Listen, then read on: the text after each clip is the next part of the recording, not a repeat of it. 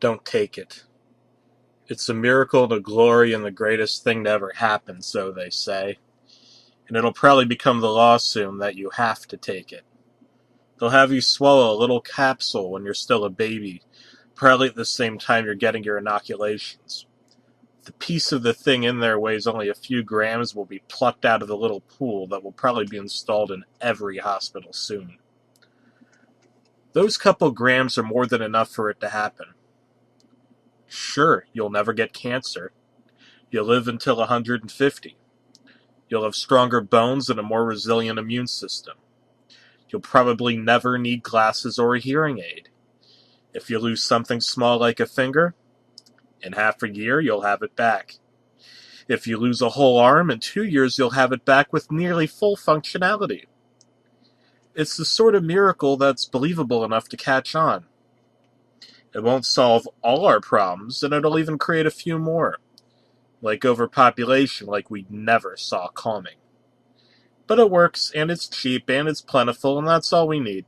Sure, they can't quite explain how the thing actually manages to rewrite our genetic code after we swallow a few grams, but they promise the answers will come someday, and that there are no ill side effects. It's from a previously unknown variety of starfish, but they won't even tell you that on the news. I think the story right now is that it's something they're growing artificially. These starfish live in the deepest, darkest places in the ocean, and they aren't very big or interesting looking. Honestly, we've probably seen them down there before 1,000 times and just looked them over. It just so happened that prick with the show about eating weird foods got a hold of one, God knows how, and thought it was a different kind of starfish and ate part of it, and a year later he had that foot he lost back. I'm sure they tore apart his house and tested gallons of his blood and interrogated everyone he ever spoke to, but somehow they figured out just when the regeneration happened and eventually found the fucking thing.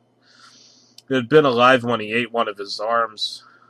I guess he took a pity on it and let the thing live in a tank in his house. Well, this led to that, and eventually they brought up a ton of the suckers. But here's the thing. Think about our technology and innovations. Think about what they're for. Mostly it's to keep us alive longer, make us healthier, help us communicate better. What if as a race we'd already had the ability to communicate via thought? What if we were naturally incredibly hardy and long-lived? What if we started out having everything we needed without having to do a little bit of work? Our goals would turn to keeping our world the way it was and simply enjoy things. With a mind so powerful, it could transmit and receive thoughts with no effort. It stands to reason other amazing things are possible, too. With that mind staying completely intact in even the smallest sliver of the creature, one has to wonder just what else that mind can do. So, here's the question now.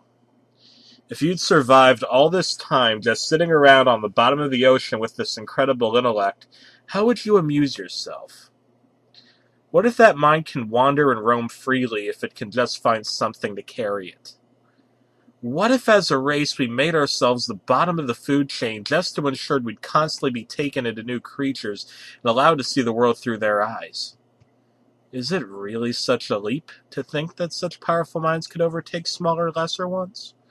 No. Nor is it unusual to think that if such a race of powerful minds were endangered, they would use this ability to dominate the minds to defend themselves. That they'd patiently wait until their enemies devoured them and simply displace the minds of those enemies and solve the conflict? I don't think it's crazy at all. And I think it's crazy that there's suddenly a lot more war all over the world. A lot of research put into birth control and the accidental release of that superbug that makes men sterile. We should be enjoying world peace, but instead we're killing each other faster than ever before. Maybe they're not even threatened. Maybe we're just a game to them. Maybe we're the 100th race of beings these things have done this with. All I know is that they don't turn you into some zombie from a cheesy old science fiction flick. They let you think you're still in control. That's what they want you to do. It's actually what you want to do. It just seems so natural, so right.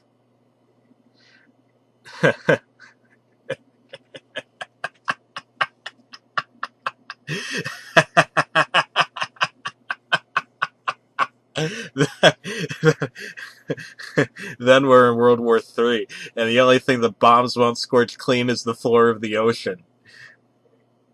Don't ask me how I know all of this, and don't take that pill.